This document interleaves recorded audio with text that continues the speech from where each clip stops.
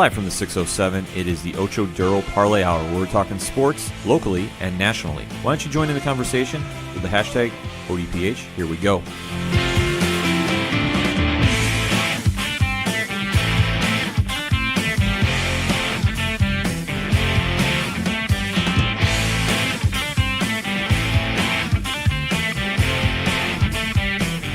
Welcome to another edition of the Ocho Duro Parlay Hour, hashtag ODPH podcast. I am your host, Ken M. Sitting across from me this week is the one, the only, Padawan J. Hello, hello, hello. And also joining us in studio, it's your coach, my coach, the coach, Coach Duffy.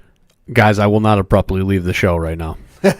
We appreciate that, Coach, because we want you to join in the conversation as well as all our listeners. Hit us up on that hashtag ODPH, joining the conversation on social media, because, hey, we want to hear from you. And the biggest sports story that we are going to dig into for this sports episode is what is going on with the Lakers and Magic Johnson. I don't think the Lakers even know. You know, when you think the season can't get any worse, and this has not been a stellar season, to put it lightly, we have yet another twist and turn in the drama that is the Los Angeles Lakers. Coach, you want to break it down for us? Well, I mean, as of before we started recording, the story was that Magic Johnson had not spoken to Luke Walton in weeks, according to the press releases, and he abruptly announced his departure from the franchise. Well, yeah, so the story comes out that he hadn't spoken to Luke Walton in weeks, and everyone was kind of reading the tea leaves, as it were. Luke Walton's on the way out. Fast forward 12 hours, and, hey, we were wrong on that one. Swerve. Absolutely. And then you see that he is now, it's been rumored that he is released or has gotten put in his resignation for president of basketball operations with the Lakers. Right, but I mean, prior to this, though, he had just abruptly left and had not spoken to Jeannie Buss even regarding this matter. Yeah, and that's just so wild that he just ups and leaves like that, unexplained, and we all know the drama this season with the Lakers. Yeah. And just how it's just been a grind. I mean, if you're a Lakers fan, obviously you want to forget the season even happened as much as possible. Yeah. I would assume. Yeah, I mean, obviously, you know, it's been a whirlwind of a year. I mean, LeBron, his offseason, it was pretty well documented that there's other suitors out there, but he wasn't taking meetings with anybody but L.A. Magic Johnson had cleared the cap space to bring him in and, you know, have enough cap space to bring on a second star. Unfortunately, they swung and missed on Paul George. Yeah. So it was kind of, you know, what do we do with this cap space? So they brought in a bunch of veterans, and we talked about it on the show before. It was a lot of veterans that were playmaking, ball-handling type players, you know, with Rajon Rondo and Michael Beasley at the time. So and Lance Stevens, guys who need the ball in their hands. And that was something that was different than what the usual LeBron team makeup is. Normally you surround LeBron with shooters. And they were trying to experiment there, and unfortunately, it did not go well. And then, obviously, the trade deadline fiasco, where they tried to get, you know, Anthony Davis out of New Orleans, and then everything pooped the bed from that point on. I'll say the entire season, because the wild thing with this is this, of course, happened on the 9th of April.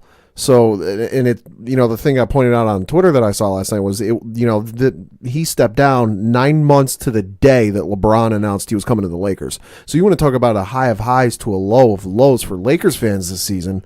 You know, in a 9-month period, you went from, let's hope we have a good season, to, holy crap, we got LeBron James, championship, here we come, to, I want to forget this season as fast as humanly possible.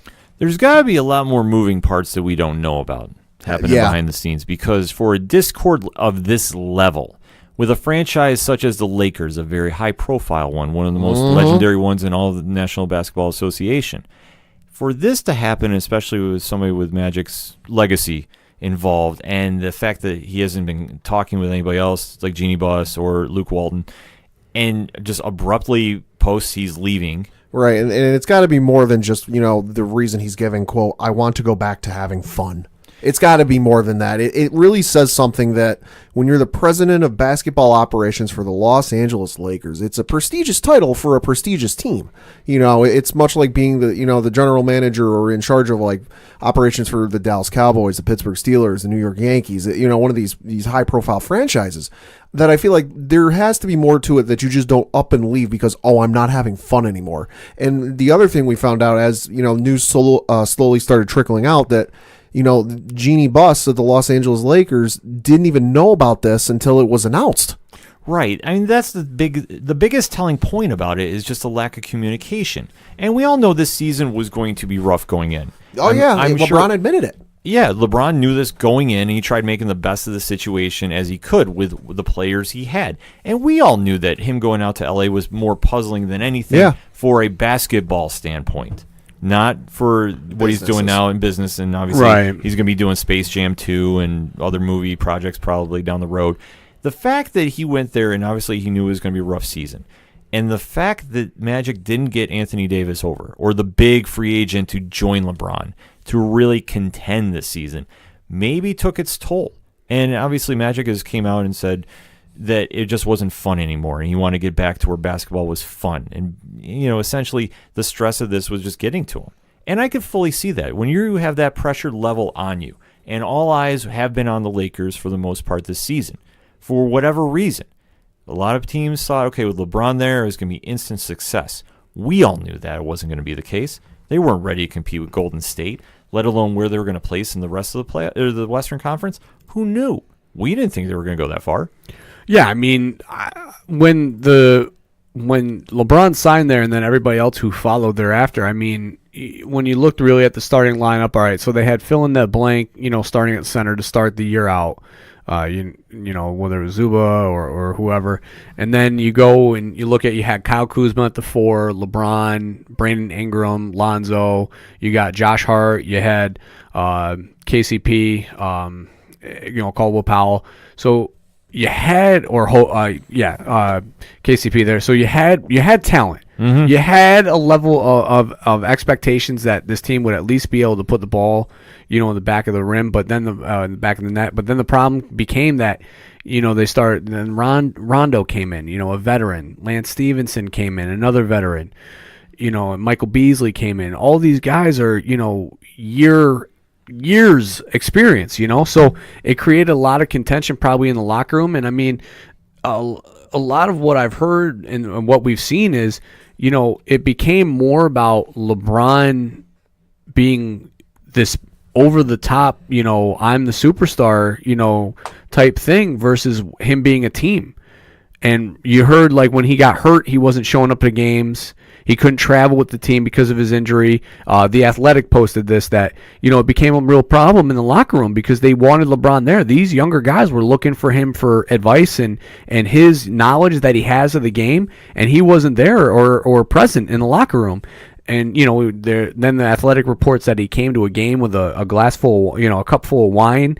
Meanwhile, though, Rondo, on the other hand, is getting involved, minus that one game where he sat, away from the bench. But, when he was hurt with his finger, he was involved in everything. Timeouts, huddles, practices. I think I remember seeing a photo or video of one game where, it wasn't Luke Walton drawing up the play on the clipboard. It was actually Rondo. Yeah, and, I mean, and midway through the year, they got Tyson Chandler, and it started to look like things were going to turn around, but from Magic's standpoint, it's like you can't really put the blame on him because at the end of the day, LeBron picked Los Angeles, not Magic got LeBron.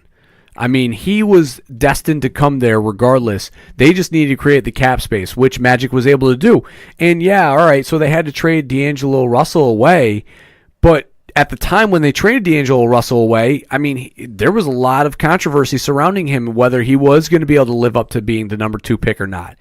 And, then they got Lonzo, and, there's a lot of controversy around Lonzo because of his dad and everything. So it was like, you really can't fault Magic for the moves that he made. Although he wasn't the best GM, he hadn't been a bad GM. Yeah, I mean, I know Magic catches a lot of flack for the D'Angelo Russell move, but that's hindsight being 20/20. You see that sometimes in baseball where you got a player for one team who's, pitcher, position player who's just absolute crap. Can't pitch, can't hit, can't do anything, but then he goes someplace else and he just starts playing out of his mind. Yeah, you can give, if you are of that opinion that, it's Magic's fault, he should have never traded D'Angelo Russell. Okay, you can have that opinion. That's why you can have an opinion. But to me, I can't give him flack on that because it's hindsight 20/20. At the time, he was working with what he knew. Mm-hmm. It's 50-50 in my opinion about this. Sure, you can't the D'Angelo Russell move. You can't blame Magic about because obviously you're right. They didn't know what they're going to have, and now he's flourishing on the East Coast. that was a perfect move for him because I think he needed to get away from LA and get a chip on his shoulder and look at how he's playing now for Brooklyn. Yeah, absolutely. I mean, last year in Brooklyn, he was coming off the bench. Let's not forget. I mean, he wasn't even like in the rotation at points last year. Right. So the fact that was a move that worked out in his favor. But for Magic, you knew with this position, all eyes are on the Lakers, and we've already talked about this. The Lakers are so high profile that every move is going to be championship or bust. Yeah, that's microscope. Yeah. And when you bring in LeBron, because you have to sign off on the deal, and LeBron wanted to come there, but if you didn't want him there, you could have vetoed it. I mean, obviously, you would have had a lot of... I mean, Jeannie Buss was not going to let him say no. Yeah. Oh, absolutely. Right. So you knew what you're getting with him, and obviously the media circus that follows LeBron. And where LeBron has been, he's always had championship runs, and he's made magic with teams that have had less talent. I mean, let's face it, some of the Cleveland teams he had should not have been anywhere near the playoffs, let alone in the finals. Yeah. And he made those teams great. Coming to LA, everybody thought, okay, it'd just be same old scenario. LeBron comes in, makes the team better, the team is contending, they're going to be in the playoffs, and it just doesn't happen. But when you're the face of the franchise from the business standpoint, then everything is going to kind of fall on you. Now, is it warranted? No, I don't. I mean, obviously, you can't really control players getting injured. You can't control the outside factors that are off the court, so to speak. Right. But when you put this team together and you cleared enough cap space and you're the one trying to entice bigger named free agents to come in, or players such as Anthony Davis, such as Kawhi Leonard, if they could got him at the time, it was one of those situations where when those moves don't happen, somebody's going to have to take the blame. Is it right that it is him? No, but I can see why.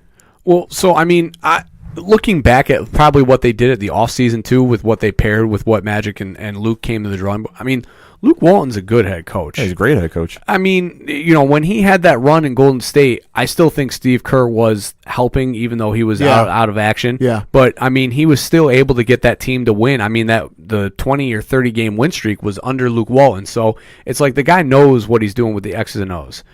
Obviously, he wants to play a different style than what LeBron plays.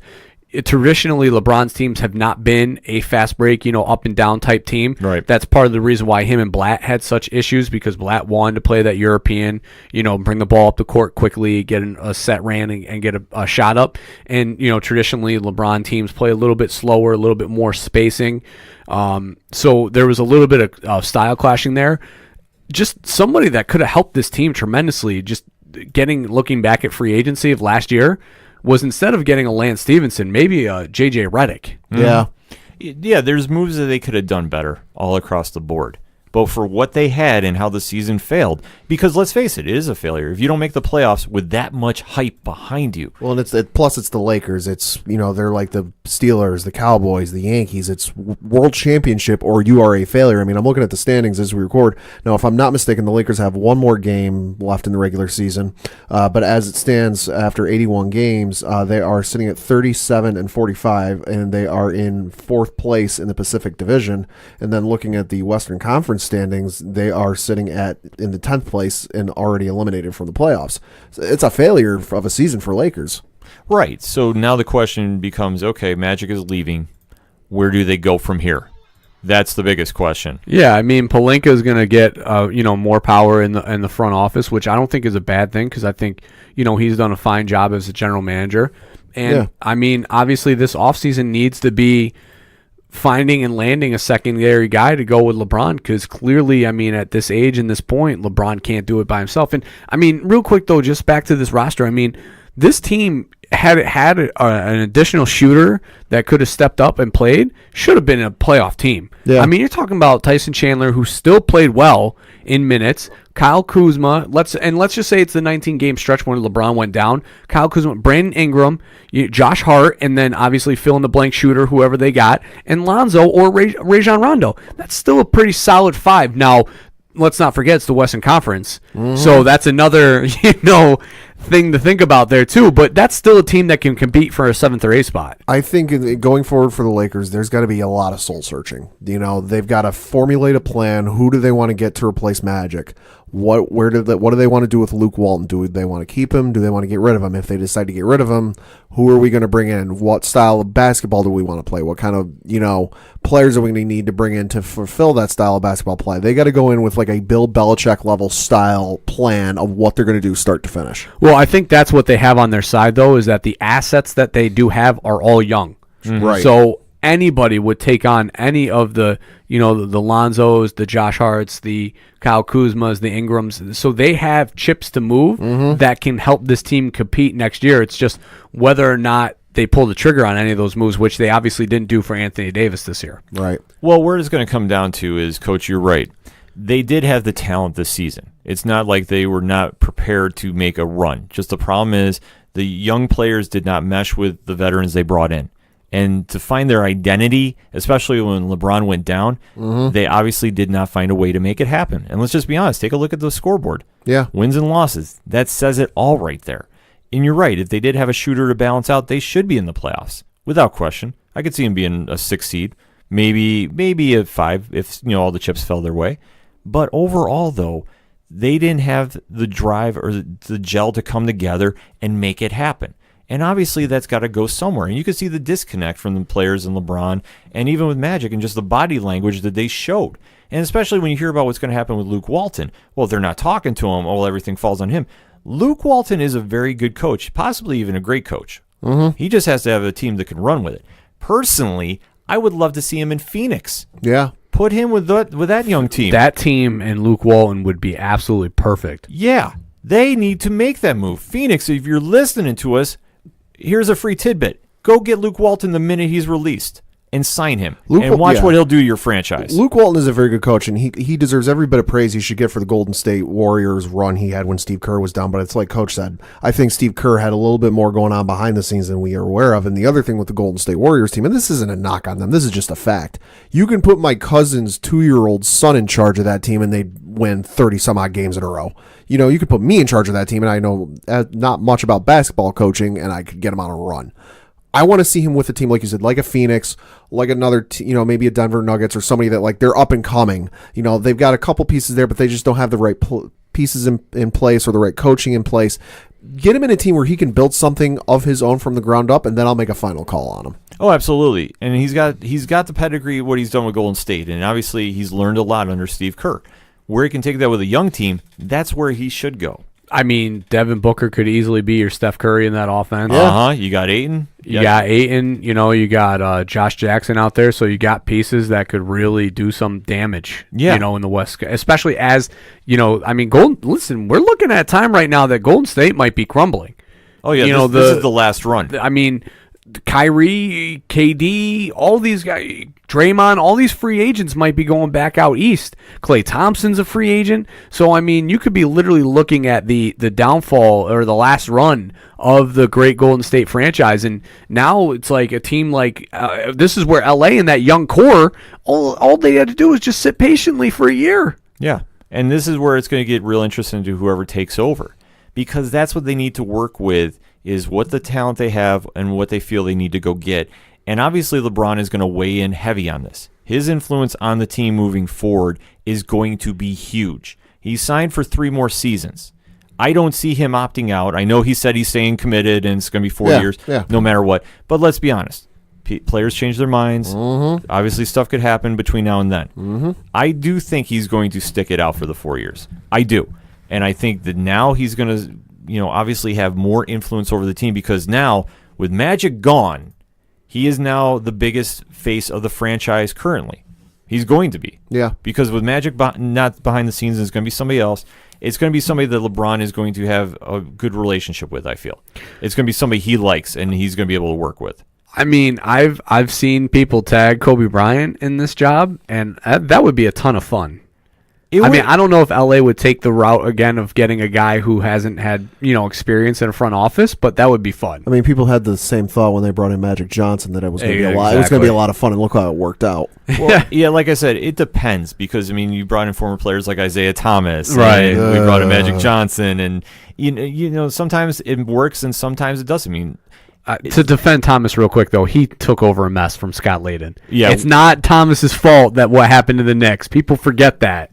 we don't need to get into Yeah, we don't need right to. now. I'm just saying. I know. I have a very strong emotion Yes, about this. yes, exactly. I'm gonna bring it back in. I'm gonna ream it back in here. What I'm saying is LeBron is gonna start bringing in his guys. And he already has. Yeah. He already has. Tyrone Lue is going to be taking over as head coach next season. I would almost bank on that. Which would be awkward since he got him fired in Cleveland. But so. you know what? It's a new place. He's won a championship with him. Winning solves a lot of problems. I don't think it's the coach that's an issue right now. Oh, I don't either. I think it's whoever they're going to get to pair with LeBron, because KD already said that it's poisonous in that locker room. Yeah. And that was at Christmas. Oh, absolutely. It's only gotten worse since then. Well, KD and Kyrie and Zion are going to team up for the Knicks, and we're going to make a run in the East. Even besides the point, this is a big free agent class. Kawhi Leonard's a free agent. KD's a free agent. Kyrie, I named them all before. These are all guys who are now looking from the outside in at the Lakers thing and seeing what's going on inside that locker room. And, for KD to come out publicly, and I know that the guy is pretty boisterous when it comes to his opinion and has said some things this year that weren't really Kevin Durant-like prior to this year, because he's been very vocal about things, and he never was like that before. For him to come out and say that to play around LeBron James it's poisonous. That's a big, big deal. That's a bold statement. And where that leads other free agents this offseason is going to be telling. Because, like I said, the name most attached to LA is Anthony Davis still. I don't necessarily know if that's going to happen. I could see him going to the Clippers, who've cleared out enough space. Yeah, I mean... like I said, I could see that happening more so than the Lakers because they... go. The Clippers got space for 2 max players. The Nets can make space for 2. Right. They have space for 1. We're a team on the up right now. The Knicks have a spot for 2, and then other teams can probably make space. But those are the 3 teams right now that have the space for 1 to 2 max level contracts right now. Right. So what happens this offseason is going to have a lot of question marks around it. LeBron is obviously going to get his people involved in the organization. And what I'm saying is he's going to pick out guys that he likes and he thinks can help him win that franchise. And obviously the new GM is going to be somebody that he has a great working relationship with. That's where it's going to be really telling, because if he can somehow entice another star player to join him out west and obviously get out of the shadow of Magic Johnson's era, this is where it's going to become really telling. We don't know what's going to happen. But I definitely want to hear your thoughts on this, ODPH audience. Hit us up on that hashtag ODPH. What is your thoughts on Magic Johnson leaving the Lakers, and what about the Lakers moving forward with LeBron? We want to know. We're going to take a quick break. We'll be right back. Hey, this is Matt Jane. This is Julian Hepworth. I'm Ross Marchuka. And John McBride, and we're Shot at the Robots. You're listening to ODPH. Coming back for segment number 2 on this edition of the ODPH podcast, and there was some more basketball to be talked about this week. March Madness has finally crowned its champion in college basketball. One shining moment. And the tournament did not let us down coming out of the Final Four. Well, I mean, it almost let us down in that championship game. At least the first half did. It almost did. Ugh. But let's talk about the Final Four teams and their Saturday nights very quickly. Texas Tech pulled off the upset on Michigan State, at least in my opinion. Hey, down goes the Big Ten. Oh, so you beat Coach Izzo in the tourney, let alone in the Final Four. That's an upset.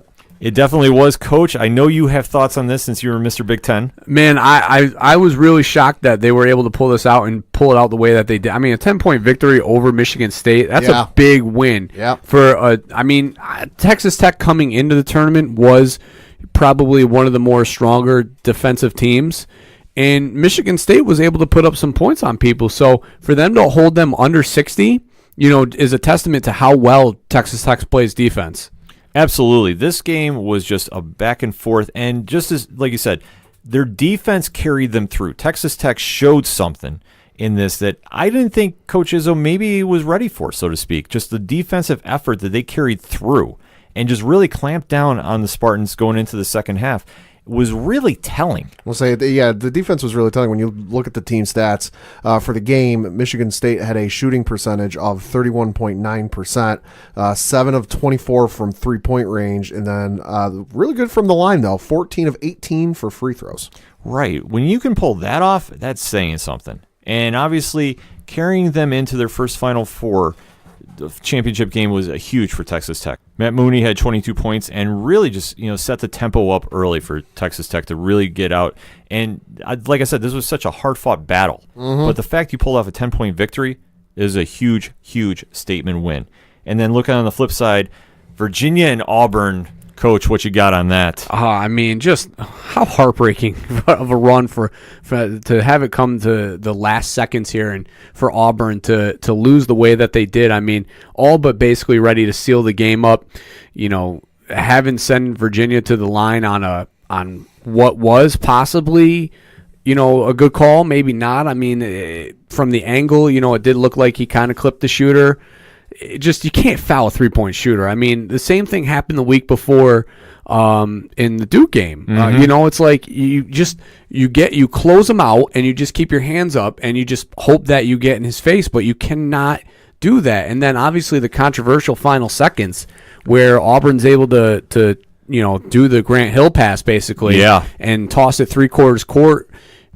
It was the same play on the other end. They didn't call foul. It was very questionable just how the game was called. And I'm not pointing a finger at the referees. I'm just saying it was just really interesting to see how it was playing out. And obviously everybody is harping about the double dribble non-call. Oh, that too. Yeah, absolutely. At the end, which I think calls are missed, but I didn't think that impacted as much. But when Auburn came back and had the lead, and literally you just had to block one shot or just contest one shot, you can't jump into the shooter. Right. I'm saying it's like basketball 101 that they teach kids from the age of like 5. Right. Just go straight up and contest, because anytime that happens, you could see the shooter, and I'm not saying Kyle Guy did this, but you could see the shooter lean into it and draw the foul. For sure. Because they know about that. He was like, okay, if I'm going up, I might as well take my chances. Oh, I mean, Reggie Miller made a career on making that move happen. Absolutely. I mean, you see it in baseball, somewhat equivalent in baseball. You see it where pitch is coming inside on a batter, and they could just as easily move, but sometimes they don't. Right. So you can't give that option, especially when you have the game and you fight to come back, and just how back and forth both teams were. I mean, I think that's one thing that gets lost in the shuffle about the Final Four, is both games were very back and forth. Yeah. And I know the score in the Michigan State-Texas Tech game doesn't reflect it, but it was very back and forth. In this game, this was just like a heavyweight boxing bout. Both teams were going back and forth. Both teams were going on runs. And just when it came down to the final seconds, when the Auburn defender jumped up, it's like he just jumped in. He should have just gone straight, hands up, take your chances, and let Kyle Guy beat you from the three-point line. Yeah, I mean, it's the heat of the moment thing where he's just not thinking. I mean, I'm sure Bruce Pearl probably before that, during that timeout, was like, do not foul the shooter, go straight up, and I just don't even think, why would you be thinking that you can block the three-point shot? I mean, I don't even think he was thinking it, because I just think it was an instinct. Guy goes into the shot. Like they may have asked him about it later and go, "Oh, hey, why did you jump up and block it?" Man, it's just an instinct. I mean, when I play basketball personally, I'm not ever worried about blocking a jump shotter, because I know I'm never going to block a jump shot. So it's I mean, we could say the same thing. But we're playing pickup games where this kid's playing to get into the national championship game in college basketball, where he may never get again. Yeah, but I mean, you got to know that you can't block a jump shot. I mean, you've been playing enough basketball that how many jump shots have you probably blocked in your life? Yeah, probably 2, and they were probably guys that you were playing against who were 5'2". It's one of those reflex moments, but it's one of those that it's heartbreaking to see. Oh, for sure. Because this game, you almost didn't want to see it end, because both teams were just, you want to talk about teams that were just laying it on the court and just giving everything they had, and it was all heart, and it was just, the emotion of the game, and like why you get hooked on watching these games, because the Final Four just draws that out of you. And these are, college athletes, not professional athletes, and they just know that this could be the one shot of, furthering their sports career. I mean, if they're seniors or whatever the case is, this is one of those moments that is just so historic in their, for them, and just it's a memory maker. And it's stuff like that, and then like you see plays at, in the conference tournaments and in the big tournament where like you got a loose ball and you got like 4 or 5 guys diving for the thing, like their lives depended on it. That just makes it so much fun to watch. I mean, I think that's what I know we're going on a tangent here, but I think that's just what separates, March Madness from all the other, college sports playoff runs, is that this one is just such a compelling, and it's such a grueling, long, month of games that it's, you're playing Friday, then you're playing again or you're playing Thursday, then you're playing again on Saturday for the first 2 weeks of the tournament, and then you get that stretch where now you're in the Final Four, and then it's the final game on Monday. So it's like just this like culmination of this really long stretch of games that, like, with the football, you have 3 weeks off before the national championship playoffs. Mm-hmm. In college baseball, I mean, good God, runs for like 7 years. So it's like, who even knows? They're still playing in Omaha right now.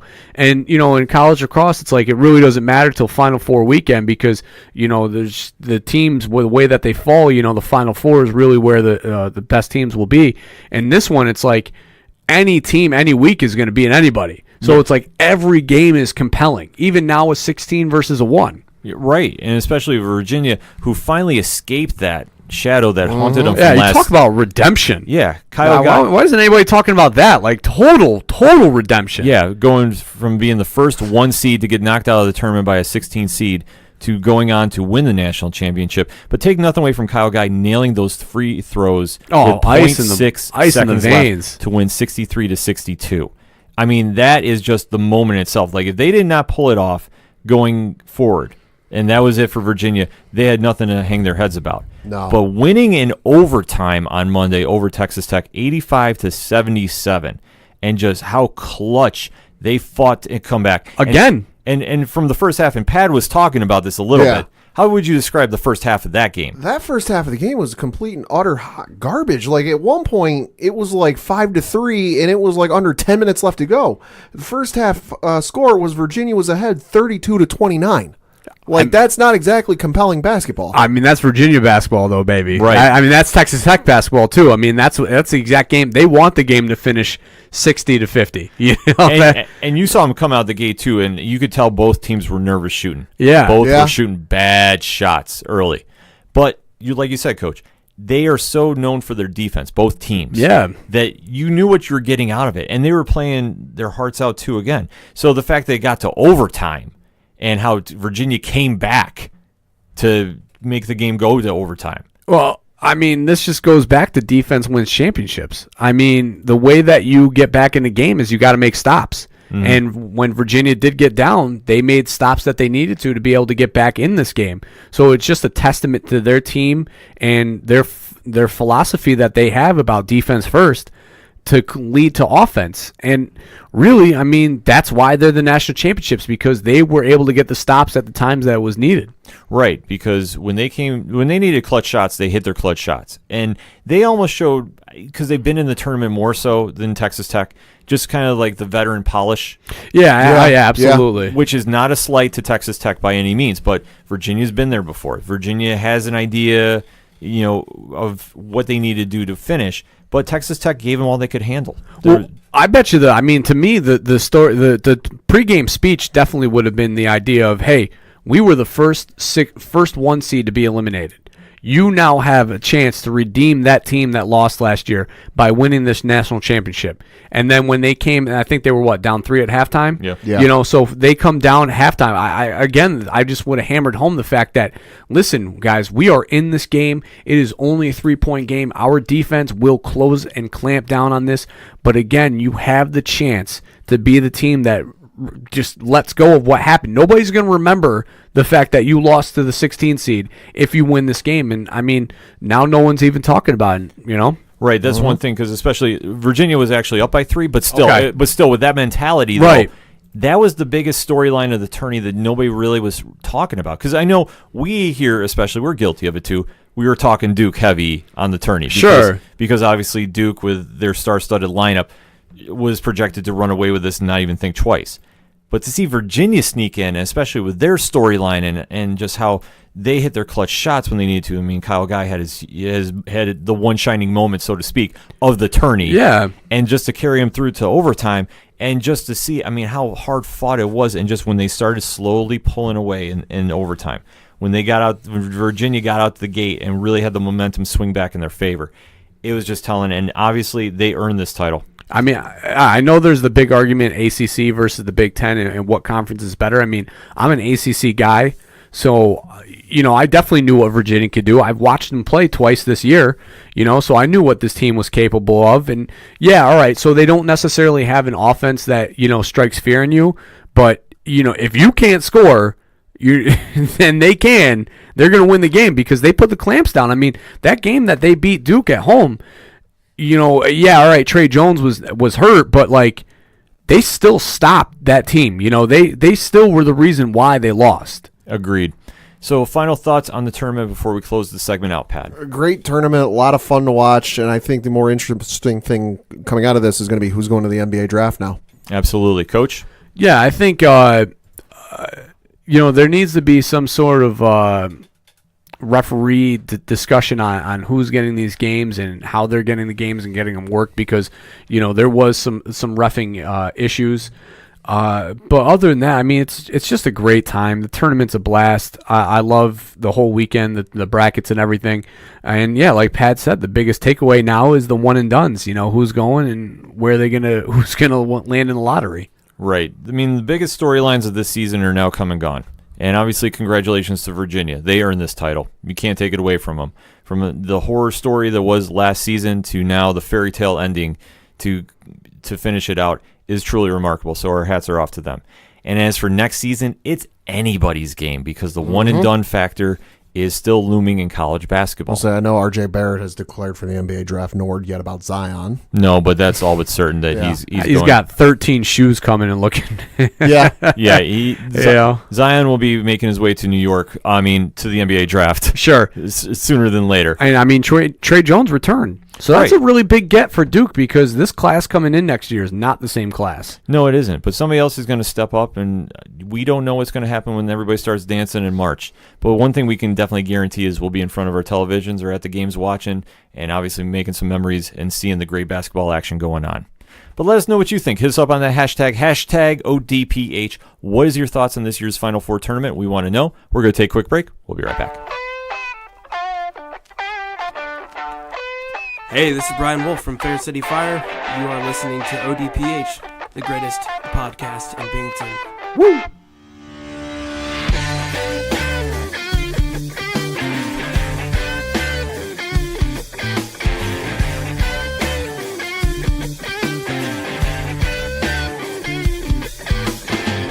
Hot lips touching, cool thighs feeling, shudder running up, her spine is spinning, long day to a long night, but I'm not stopping till I get it right. Coming back for another segment on this edition of the ODPH podcast, and there's some UFC action going on this weekend. Oh boy. UFC 236, 2 title fights.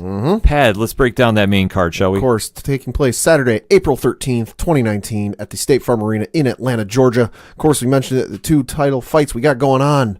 Of course, you got the main event, the champion, the featherweight division, Max Holloway, going against Dustin Poirier. Whew, that's a title fight if I ever saw one. Yes. This one is going to be for the interim lightweight title because Khabib is tied up with his issues stemming from the Conor incident and the fallout from the suspension. What happened there? Oh, something involved. Somebody there. jumped a fence. Yeah, that whole situation. Yeah, I heard they still don't like each other. No, they don't. That's putting it politely. So this one, I would imagine, is going to be who Khabib is going to take on next. Max Holloway and Poirier had fought before, and Poirier was the better fighter that night. He did get the win. So now, moving forward, their careers have definitely taken off in different directions. Max Holloway has had much success at the featherweight division, obviously dominating that division since he's been in 145 and being the champion and have some great title defenses against Jose Aldo and Brian Ortega. Take nothing away from Dustin Poirier, rather. He has stepped down to 145. He had some great fights down there. I remember the fight against the Korean Zombie, and that is legendary. Mm-hmm. So now he's back up to 155. Max is stepping up to 155. I think this is a great move for Max because I think it's going to be a better weight cut, and I think he's going to actually look more energetic in the cage. I think that 145 is a tougher cut for him, so this one is going to be really telling. Coach, you have any feelings on this one? Yeah, I mean, I definitely think these guys are going to swing. Yes. I mean, it's going to be, you blink and you're going to miss it. So it's going to be fun. I mean, it's just interesting that, they're putting these two in for the interim title, especially a guy who's moving up and one moving down a weight class. That's an interesting move to give two guys, who were outside the class, a title fight. So it'll be interesting to see where it goes from here, especially once Khabib's back from his suspension and, whatever the hell that's going to happen with Conor. So that's an interesting weight class right now. No, yeah, this is definitely a fight that is very interesting because you look at the two fighters, Max Holloway, whose last loss, and this is no joke, I'm looking at his breakdown here on his Wikipedia page. His last loss was Conor McGregor via unanimous decision in August of 2013. And then you flip to the other side with Dustin Poirier, and you've got his lad. Now, he had a no contest against Eddie Alvarez back at UFC 211 in 2017, but his last legit loss, was he got knocked out by Michael Johnson at a UFC fight night back in 2016. This is another example you see sometimes in promos for fights or movies, or something has to give. One of these two guys has got to lose. Oh, absolutely. Both of these guys are known for their highlight knockouts. They're going to stand there and scrap. This is going to be a dirty fight. This is going to be just one you don't want to blink because these are going to throw haymakers. I know we talk about certain fights that you say don't blink. This one, they're not going to stand around too much. You might have a little delayed reaction when they're trying to figure out each other's timing for the beginning of the first round. Well, so I'm looking at Max Holloway. He's on his last 4 fights have all been knockouts. Right. I mean, take a look at who he's fought and the beating he gave Brian Ortega. Mm-hmm. And take nothing away from Ortega. I'll say that was a doctor stoppage. Yeah. He was in there and he just got overwhelmed. We'll say Brian Ortega, Jose Aldo twice, Anthony Pettis, Ricardo Lamas, Jeremy Stevens, Charles Oliveira, Cub Swanson. I mean, I could go on here. Right. I mean, you take a look at that track record, and then when you flip it against Poirier, who has, like we've talked about, he's dabbled in 145. He's back at 155. I think 155 is his weight class. And to see some of the names he's fought. Mm-hmm. Eddie Alvarez, Justin Gaethje, Anthony Pettis, Eddie Alvarez again, Jim Miller. I could go on. Right. I mean, you take a look at those fighters and everybody they fought against. And Poirier, I think, has been kind of forgotten in the shuffle for 155, too. A little bit. I will argue that because everybody talks about Tony Ferguson, which rightfully so. He should be in the mix. You talk about Conor because it's Conor. Let's be honest. You talk about other fighters on the outside, they're just on the peak of getting it. Justin Gaethje, Anthony Pettis, I mean, obviously after his last win. So the 155 division is arguably the most stacked. But I mean, I'm looking at the division rankings right now just for, an idea, and obviously Khabib's 1, Tony Ferguson's 2, Conor's still currently ranked 3, Eddie Alvarez is 4, and Dustin Poirier is 5. Right. So this one is going to be really interesting, especially with Max stepping up to fight too. Because let's remember, when Khabib needed an opponent on short notice, he was one who stepped in. Max was ready to jump in at that moment, but he couldn't get the doctor's clearance. So Max is ready to step up and throw some hands on this one. This, I don't know if it's going to go the same way as the first fight, but I'm going to go out on a limb, and I'm going to say Dustin Poirier pulls off the win. Okay. This is going to be highly contested. I love Max Holloway. I think he's a great fighter, and he will definitely be showing up for this one. There is no doubt in my mind. But I'm going to say Poirier at 155 might be a little too much at this stage for Holloway. Maybe. I'm going to go with Max Holloway in a third-round knockout. Because, again, I'm looking at a track record. His last 4 fights have been knockout wins. 3 of those were in the third round. I'm going a little bit of history here. Plus, he's just on a roll that, I no disrespect to Dustin Poirier. I think he's going to get the job done, though. Coach, you got a pick? Yeah, I'm going to go Poirier. All right. And then taking a look at the co-main event. Yep, you got Kelvin Gastelum versus Israel Adesanya for the interim UFC middleweight championship. Now, this one has got a lot of fireworks behind it because Gastelum was supposed to fight Robert Whittaker until the hernia that happened down in Australia. Hernia heard around the world. Right, because it was severe enough that they had to pull the fight, and, I mean, obviously they had to do emergency surgery. So Robert Whittaker is still on the shelf for a little bit. He will be fighting the winner of this one.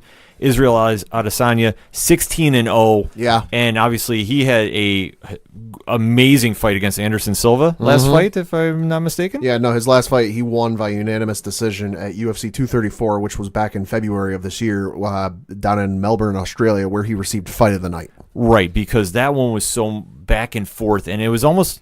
Adesanya reminds me so much of Anderson Silva coming up. Yeah. That this was almost like the passing of the torch fight, so to speak. Yeah, yeah. Because they're very similar in their style. But take nothing away from Kelvin Gastelum. He can definitely scrap. He has had a very interesting fight history, but he is always game for a fight. And obviously he's had some, weight cut issues. Hopefully this is in the past. Obviously stepping up in middleweight, 185 is a better weight for him. He's definitely going to scrap. It's not going to be an easy fight, bar none.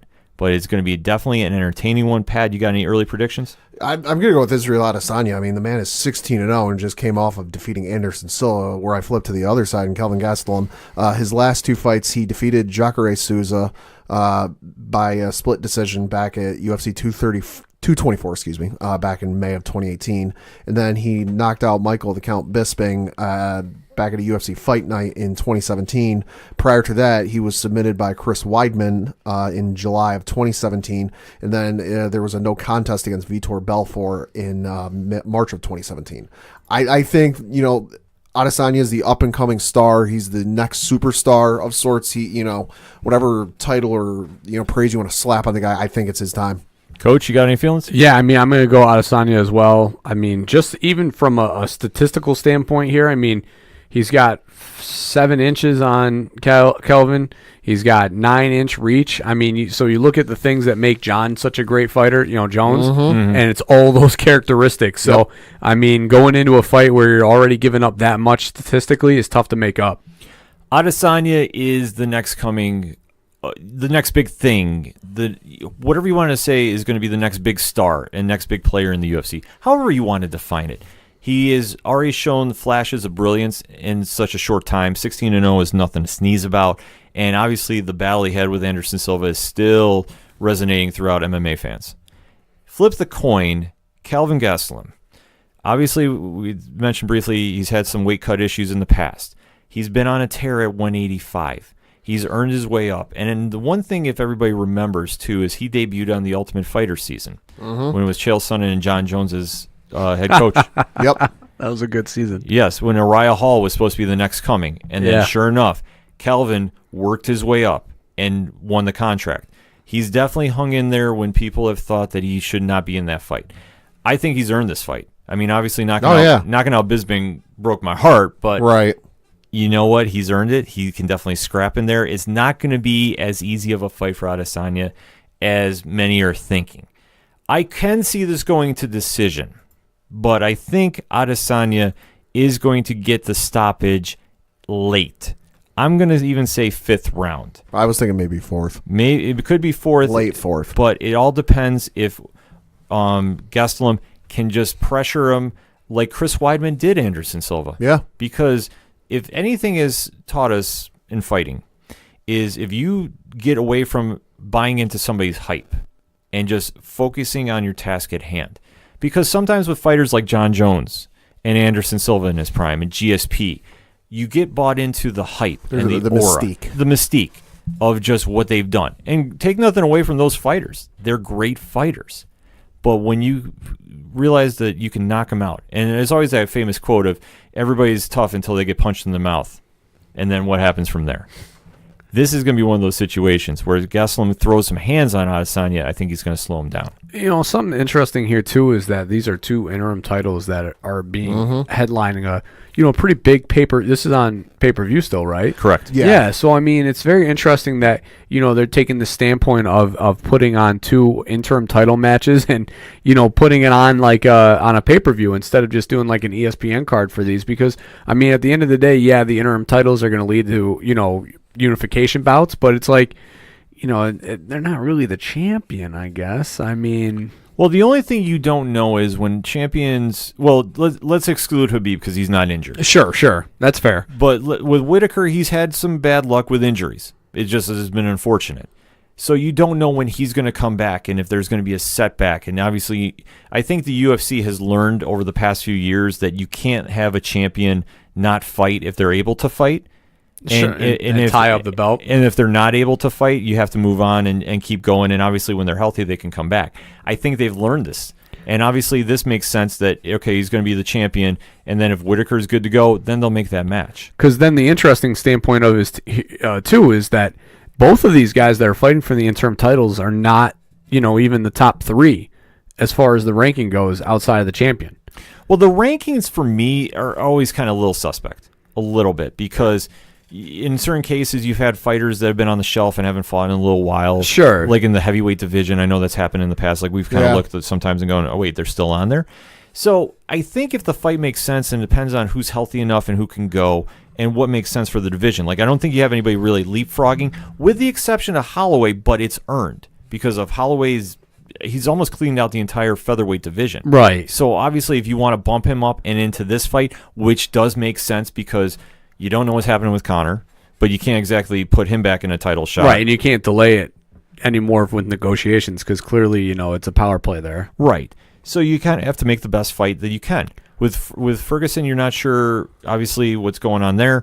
And if he can, when he's coming back, I mean, there's just a lot of uncertainty there. So, okay, so what's the next fight you can make? Well, Poirier's definitely earned his title shot. I mean, he's been on a roll.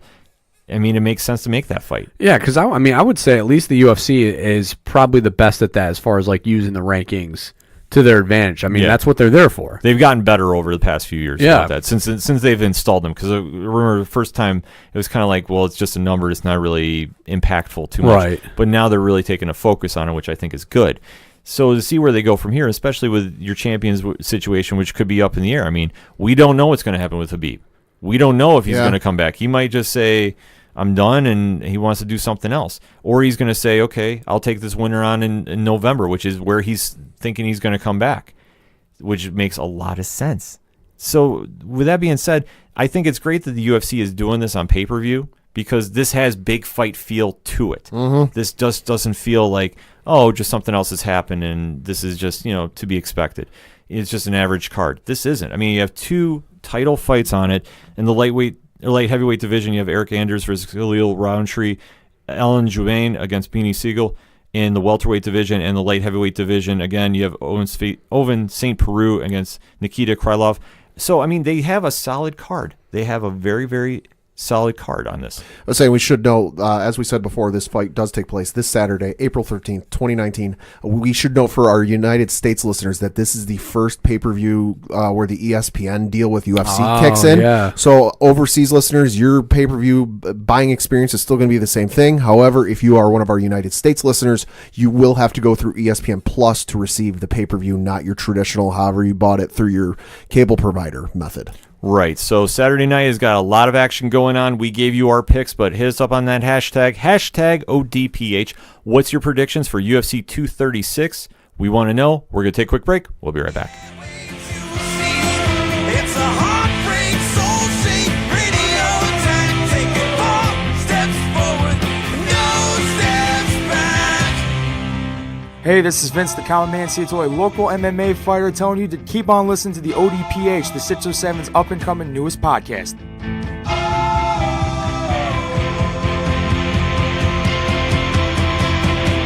We knew right where we'd be, floating on the airwaves, you see. It's a heartbreak, soul-shaped radio attack. Take it 4 steps forward and no steps back. We knew right where Coming back for the final segment on this edition of the ODPH podcast. Pad, what you got for that local minute? Well, of course, the local minute, we got to talk a little Binghamton Devil news. The AHL hockey season is quickly wrapping up here in the 607.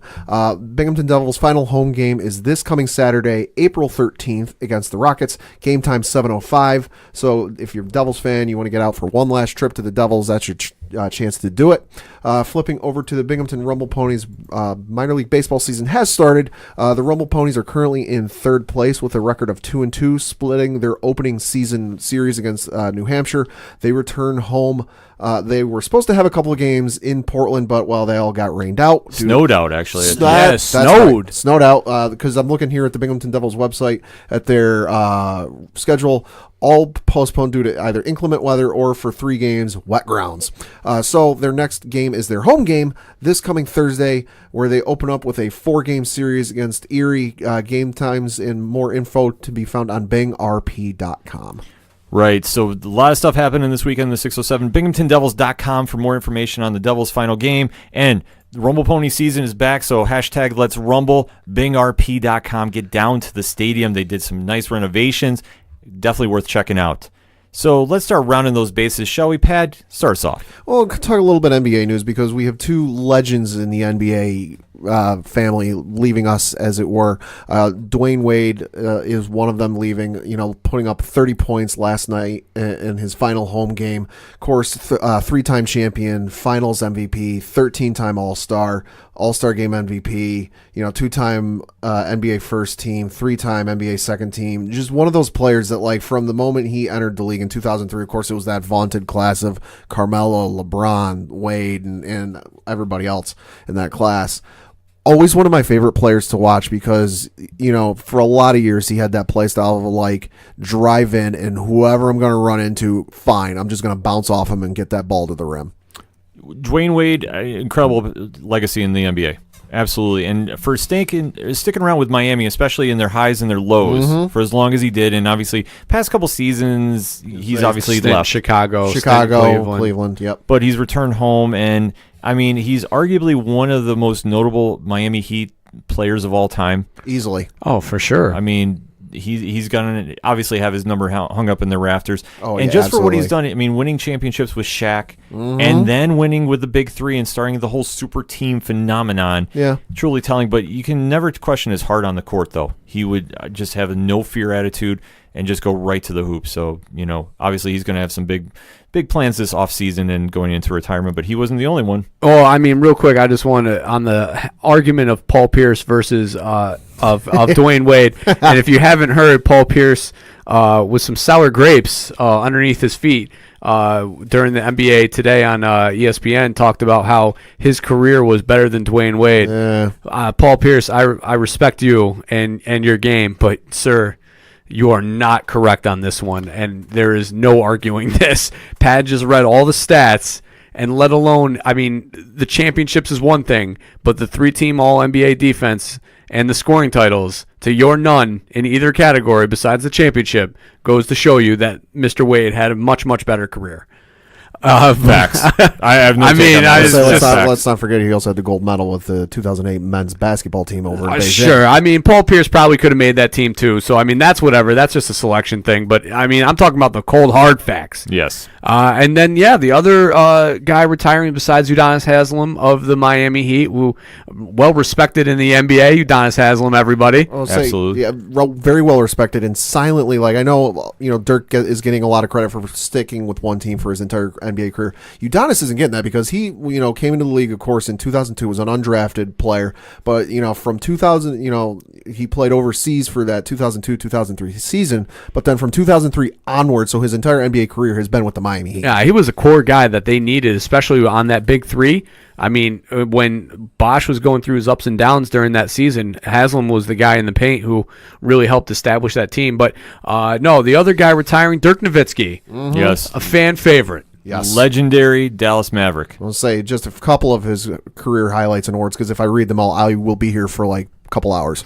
NBA champion, NBA Finals MVP, NBA Most Valuable Player, 14-time NBA All-Star, 4-time NBA First Team, 5-time NBA Second Team, 3-time NBA Third Team. I could go on and on and on and on. I mean, Nowitzki was probably the renaissance of the big man, I guess you could say. The first to really step outside the three-point line and shoot it with consistency. I mean, I know Robert Horry would, like to hang his hat on that title, but unfortunately it's really Nowitzki who was the first one to really, really stretch the floor. And now you see guys who have come up in the league who, want to mimic his style, especially a guy like Porzingis, who ironically is now a part of the Mavericks, are trying to fill in that shadow of what Nowitzki was able to do. That team that he had with Jason Kidd and Tyson Chandler, Sean Marion, J.J. Barrera, was one of my favorite all-time teams to watch. They were a lot of fun that year that they went and faced the Miami Heat in that NBA title game series. Yeah. Let alone just having Jason Kidd, who was my all-time favorite player, play with Nowitzki was also a ton of fun. So they were tremendous. He's obviously played with a lot of great players. Steve Nash. Michael Finley, a longtime Dallas Maverick. They just unfortunately were never able to really put it together, during those times. But they did get one for him, and obviously made 2 NBA Finals in his NBA career. So kudos to him. He's going to be missed, especially from a Dallas Mavericks standpoint. I mean, I thought Luka was going to cry last night when he made the announcement he was going to retire. But I got to say, just when the Mavericks finally won the NBA championship in 2011, that to me was probably the most satisfying championship I think I've ever seen. Just because Dirk had tried for so long, and he'd had some good teams, and they just were never able to make the run. So to see him finally get there and finally win that big one, I was like, all right, congrats, big guy. Yeah, especially with what they were able to do just from a team defensive standpoint. Because I mean, that series they had to go against LeBron, they had to go against Dwayne Wade, Chris Bosh, the whole kit and caboodle, and what they were able to do would put Jason Kidd on LeBron and Dwayne Wade, and then Sean Marion paid him, and Nowitzki really carried them offensively through that entire. I mean, obviously the NBA Finals MVP for a reason. So kudos. And let's not forget too, he never asked to leave Dallas. No. Never. Lifetime Maverick. And I will say, arguably, he is the most notable player under the Mark Cuban era. So he could have been a lifetime Milwaukee Buck, but they traded him away. Right. But for peanuts. Right. But when you think the Dallas Mavericks, you think Nowitzki, and you think Mark Cuban. I mean, those two people that come right to mind. I think Nowitzki before I even think of Cuban at moments. I mean... Yeah, especially now that Cuban's kind of taking a step back since the things that happened there off the court. But Nowitzki, I mean, he's been a franchise guy that really was a franchise guy. I mean, Kobe's asked for a trade. Obviously, LeBron's left everybody. Yeah. And Russell Westbrook, obviously is stuck with OKC, so he's in those footsteps of a Dirk. But even during those bad seasons, because at least in OKC they've always been good. Dallas has had some stinkers. Dallas has definitely had some stinkers. Yeah, they've had some awful seasons over the years. But Nowitzki has always stayed. And, I mean, it's almost like a dying breed, so to speak. You have a guy that wants to stay with the organization, doesn't demand trades. Through the highs and lows, too. And sticks through it. I think the closest we're seeing with that thus far, and I know it's very early, is Giannis. With Milwaukee. Yeah. Because he's not asked to leave, and I know he's been... And made it pretty much sound like he is going to stay once he has his contract extension talks. Yeah, which I think as from a fan point of view, you want to hear that. That you want to hear a player wants to play for your team and doesn't need to go somewhere else to get a championship. Well, especially those kind of players, because those European players, when they come over here, it's a whole nother culture for them. So they're really getting brought into not only just the team, but really the state and the community that surrounds that arena. And obviously Cuban's known for being a player's player or a player's owner, and willing to do anything for his players, and has state-of-the-art facility for them. So for that to help, I mean, obviously Nowitzki, being just a good guy, wanted to pay it back to him, and Giannis, it feels like he's bred the same way. I mean, Milwaukee took a real shot in the dark with him. Ironically, they did the same with Dirk, but they took a real shot in the dark with Giannis when a lot of teams passed on him, and he wants to pay that back to them, and obviously loves the community and everything. So it's really nice when you can see these guys get brought in and assimilate themselves to the culture, and especially in these smaller markets like Milwaukee and Dallas, where they had some stinkers. I mean, they had some really, really bad teams while Dirk was there, and he hung through the tough and the best times. I'll say Dirk, one of the few players that is 7 feet tall and can shoot the three. And you can't teach that. And to be fair, though, Dwayne would have stayed too. Yeah. You know, obviously during his contract extension talks, I mean, he wanted a little bit more of money, I think, at the time, and Pat Riley just wasn't looking to play ball because they were going through a rebuild, and he didn't want to put Dwayne through that. Mm-hmm. But Dwayne was willing to do it. So, I mean, it's unfortunately, you know, that situation where, you know, he had to part, but he was able to return and have this great last run. I mean, both players put up 30 points last night in their final home game. So that's awesome. It was something to see, and we wish them the best in retirement and all their future endeavors moving forward. So to close out the show, I want to talk some hockey. Okay. No, what? We have not talked some hockey in a while. Well, I wonder why. Well, because we are Rangers Town here on the ODPH podcast. And they are bad. And they are bad. But as we are kicking off the eve of the NHL playoffs, which my prediction is Tampa Bay and San Jose, we gave it beginning of the season, and I'm sticking with it. San Jose is bringing home the cup over Tampa Bay in the biggest upset in NHL history. The NHL draft lottery was last night. Okay. And who got the number 2 pick? Because we could talk about New Jersey getting number 1 again, and they presumably have won the Jack Hughes Derby. Mm-hmm. But number 2 was a surprise to everybody, and it was those blue shirts, the New York Rangers, who somehow miraculously pulled off the number 2 pick. And I think they're taking Kakko. I hope I pronounced that right. They'll draft him, and you'll have time to learn. Yes, I will, because I am ecstatic about it. The pick, and obviously I'm still trying to get over last year when we passed on Wallstrom, but I'm going to get over it because the talent they're bringing in, the rebuilding is happening, so I'm ecstatic as a Rangers fan. Yeah, I mean, obviously a rebuild is necessary, and I saw a really funny thing on Twitter that I had to share with you guys, Ken. Somebody said that had the Rangers climbed up from 6 to 1, that the Knicks were doomed because there's no way that good karma could pass the Dolan twice, and they would be able to get 2 first top picks. So luckily the Rangers are 2. Hopefully that karma will still be there with the Knicks for that first pick. It's going to happen. I feel it. I can sense it. But the Rangers did pull off the number 2. Chicago's got the number 3. For more information on that in the playoffs, NHL.com. And I'm ecstatic for the draft because either Hughes or Kakko is going to definitely be a welcome addition to the Garden and the Blue Shirt Nation. So I'm ecstatic about that.